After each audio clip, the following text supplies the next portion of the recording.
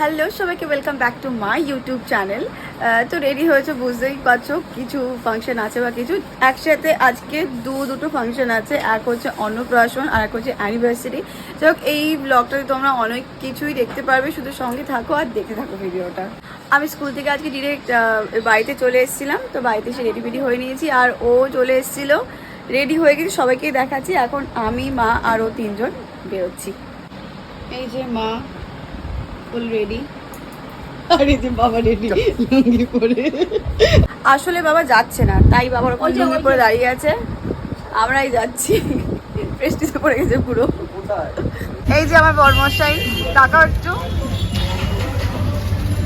চলে এসেছি আমরা। দিদিরা আসছে, দিদিরা বেরিয়ে পড়েছে মনে হয়, বেরিয়ে পড়েছে না বেরোচ্ছে জানি না। বাবা সুন্দর সাজিয়েছে না। এই যে কি চলে এসছে যে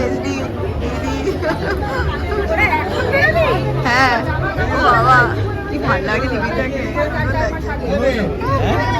লাগছে লাগছে, যাও। ও বাহ,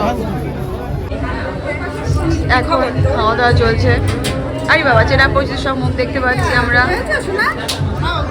এখন এখান থেকে স্টার্টারটা খেয়ে বেরিয়ে যাবো একটু পরে, আবার ওখানে যেতে হবে, আমাদের পূজা ওয়েট করছে আমাদের জন্য। ঠান্ডা, সবাই খেতে ব্যস্ত, সবাই খেতে ব্যস্ত। আবার বলতে এক্ষুনি আমার বলবে কি আপনাদের ব্লগার দিদি না না খাচ্ছে। আর বলছি না। এই যে আমার দিদি, মুখ কাছ থেকে দেখাতে নেই, ও খুব বাজে ক্যামেরা। এই যে আমার শাশুড়ি, এই যে আমার ভূত। আমি নতুন লিপ বাম পরেছি, princess by Renee, real Renee. আমি ফুল লুক দেখাতে বললাম ক্যামেরাম্যান। একটা ভিডিও ক্লিপিং করতে কিচ্ছু পারে না, হয়েছে কি আমাকে একটু দেখাও। আমি দিদির শাড়ি পরেছি বাই দ্য ওয়ে, কিচ্ছু পারে না। এর থেকে আবার কিয়া ভালো ভিডিও করতে পারে। তোর শাড়ি আবার হওয়ার কি আছে, আমি যে দিদির শাড়ি পরেছি বলে হলো তোর শাড়ি আমার গায়ে কি আছে? রোগা হয়ে গেছে। মাকে কি সুন্দর লাগছে দেখতে। মাকে আমি সাজিয়েছি, আমি মাকে ভালো সাজাই। ফটোশুট চলছিল এতক্ষণ, এইচডি ফোনে এত ভালো ফটো ওঠে। কি জানি কি S24 না কি জানি এটা, আচ্ছা X24 গ্যালাক্সি, কি ভালো ফটো ওঠে, তাই ফটো তুলে যাচ্ছিলাম। আমার আইফোনে ফটো খুব একরকম ফ্রন্ট ক্যামেরা ভালো ওঠে না। দেখ আমাদের এখানে কাজ মোটামুটি হয়ে গেছে, কাজ বলতে কি এবারে কিছু সমস্যা দেখা করা হয়ে গেছে, এখন আমরা বেরোবো। যখনই আমি ক্যামেরাটা আনলাম তখনই কি কষ্ট, ওর বরের ফোনে হাতে পাচ্ছে না, এখন ও ক্যামেরা চেক করছে। একটু আগে আমি সেলফি নিতে আমাকে দে দে দে, নিজের বরের ফোন নিজেই হাতে পাচ্ছে না। যদি ক্যামেরা ভীষণ ভালো এটা। আর মা এখানে গল্প করছে সবার সঙ্গে। এটা কি? এই যে পূজা, ও দেখতে দেখতে 1 বছর হয়েও গেল। ও কেক কাটিং হয়ে গেছে, সেটা দেখে বুঝতে পেরেছি আমি কেক কাটিং হয়ে গেছে। তো লেট করে পেছনটা দেখি, চুলটা দেখা, সুন্দর লাগছে দেখতে।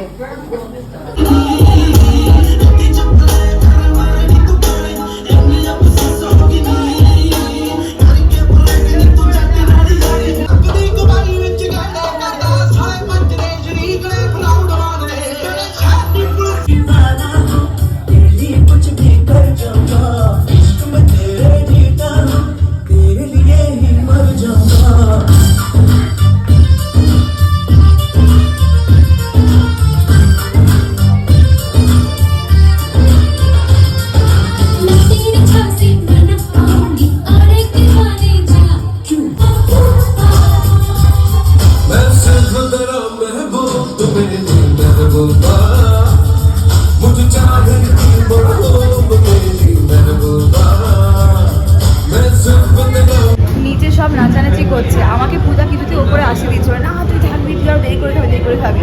এখন অলমোস্ট 11টা বেজেই গেছে, তাও ওপরে আসতে দিচ্ছিল না। এখন আমরা এখন এসছি খেয়ে নিই, তারপরে দেখা যাবে যত দেরি তো হোক, আর খেয়ে তো নিই। ও যে না আমি দুটো জায়গায় দেখ বসে পড়ি, না এখন খাবি না, আগে নাচবো, ও শুধু নাচবে। আমার টুক করে চলে এসেছি ওপরে, এই যে ক্যামেরা করে দিচ্ছে, খেতে বসবো আমরা এখন। বাড়িতে ঢুকলাম, 12টা 5 বাজে, এখন তাতেই চলে এসে পূজাকে কোনো মতে ম্যানেজ করে পূজা যাই প্লিজ যাই এরকম করে চলে আসবো। ছাড়তেই চাইছো না, কী হচ্ছে আমাকে এগিয়ে দিয়ে আসবো, কিছু না, আমি বলছি না না তোমরা লোক টোক সব অ্যাটেন্ড করো, ওর হাজব্যান্ডকে বলছি না না তোমরা থাকলেই হবে এই সমস্ত। কীভাবে যে এসছি আমরাই জানি। ও আজকে না কি হয়েছে, আমাকে একজন জিজ্ঞেস করেছে কি যে কোথায় কোন ক্লাব, মানে আমাদের মেঘদূর সঙ্গে ক্লাব নাম জিজ্ঞেস করেছে, আজ কি নবদূর সঙ্গে, মানে আমি শ্বশুরবাড়ির অ্যাড্রেস বলে দিয়েছি ভুল করে নবদূর সঙ্গে ক্লাব বলতে বলতে। যাই হোক সন্ধ্যেটা ভালোই কাটলো, একদিনে দুটো ইনভিটেশন। আর আসার সময় আমরা কিয়ার সাথে দেখা করেছি, কিয়ার দির সাথে ব্যালকনিতে ওরা এসেছিলো, সেখান থেকে আমরা দেখা করে আসলাম।